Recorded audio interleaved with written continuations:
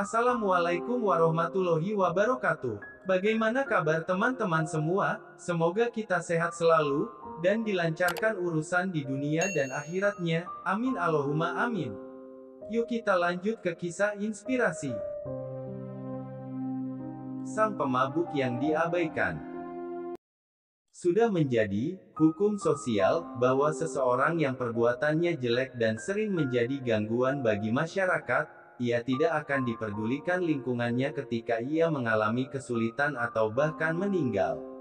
Padahal yang namanya manusia, tidak selalu dan selamanya seluruh catatannya hitam kelam, bisa jadi ada yang baik dan bermanfaat walau hanya sepele. Tetapi hal yang kecil dan sepele itulah yang kadang mengundang rahmat dan ampunan Allah. Pernah terjadi di Basrah, seorang pemabuk yang sangat buruk moralnya meninggal dunia. Istrinya memberitahukan hal itu kepada para tetangganya, tetapi mereka sama sekali tidak memperdulikan dan tidak mau merawatnya.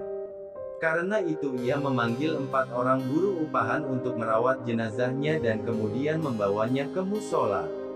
Tetapi sesampainya di sana tidak ada seorang pun yang hadir untuk menyalatkannya. Beberapa orang yang mengetahui hanya melihat dan membiarkannya setelah tahu siapa gerangan jenazah itu. 4 buruh itu pun tidak bisa melaksanakan salat jenazah. Karena tidak tahu harus bagaimana, istrinya itu memerintahkan orang-orang upahan itu untuk membawanya ke pinggiran hutan dan menguburkannya di sana. Tidak jauh dari hutan tersebut ada sebuah bukit, yang di sana ada seseorang yang saleh dan sangat zuhud menyendiri untuk beribadah kepada Allah. Ia tidak pernah turun dan berkumpul di masyarakat kecuali untuk salat Jumat. Entah bagaimana asal-muasalnya, tiba-tiba orang itu turun gunung dan mendatangi jenazah sang pemabuk yang tengah digali kuburannya itu, dan ia menyalatkannya. Setelah itu ia duduk menunggu untuk memakamkannya. Peristiwa turunnya sang saleh dan zahid dari pertapaannya di atas bukit itu menjadi berita menggemparkan bagi masyarakat sekitarnya. Mereka merasa takjub dan keheranan sehingga datang berduyun-duyun ke pinggiran hutan tersebut. Salah satu dari tokoh masyarakat tersebut menghampiri orang saleh tersebut dan berkata, "Wahai Tuan, mengapa engkau menyalatkan jenazah orang ini sedangkan ia orang yang sangat buruk dan banyak sekali berbuat dosa kepada Allah?"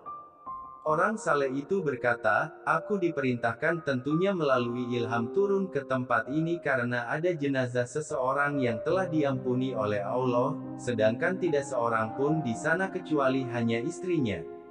Orang-orang jadi keheranan mendengar jawaban tersebut. Bertahun-tahun mereka tinggal bersama orang itu dan sama sekali tidak pernah melihat dan mengetahui kebaikan yang dilakukan olehnya. Sang zahid tampaknya mengetahui kebingungan masyarakat, karena itu ia memanggil istrinya dan berkata, "Bagaimana sebenarnya keadaan dan perilaku suamimu itu?"